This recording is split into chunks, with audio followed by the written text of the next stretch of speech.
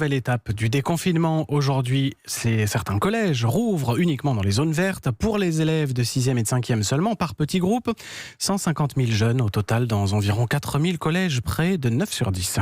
Bonjour Michel Paulet. Bonjour. Vous êtes directeur de 2 établissements de Haute-Loire, au Puy-en-Velay et à Brive.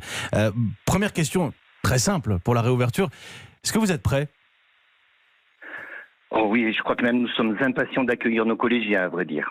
Alors combien d'élèves justement accueillez-vous aujourd'hui ? Alors aujourd'hui, nous allons accueillir sur nos 2 collèges entre 40 et 50 élèves de 6e et de 5e, donc répartis par groupe de entre 8 et 10 élèves. Racontez-nous alors, qu'est-ce qui a changé dans le quotidien du collège ? On imagine l'organisation des salles de classe, du distributeur de gel hydroalcoolique. Oui, tout à fait. Alors, notre réflexion a été centrée en fait sur l'hygiène, vraiment sur l'hygiène, donc tout ce qui est lavage des mains. Voilà, c'est quelque chose qui va rythmer le quotidien de nos élèves. Et puis au-delà du lavage des mains, bien évidemment, c'est la distanciation qui va être mise en place. C'est pas courant, c'est pas commun dans nos établissements scolaires.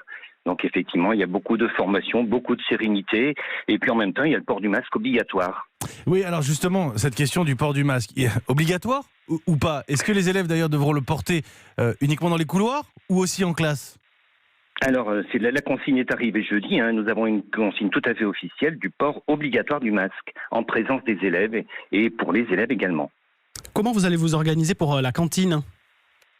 Alors actuellement, donc nous faisons une rentrée en 3 fois 2 jours. Je le présente de cette manière-là pour effectivement faire des essais. Alors la cantine pour le moment, ce sont les enfants qui amènent leur repas et donc ils vont se distribuer dans différentes salles qui vont permettre la distanciation bien évidemment et puis l'hygiène, la désinfection après leur passage.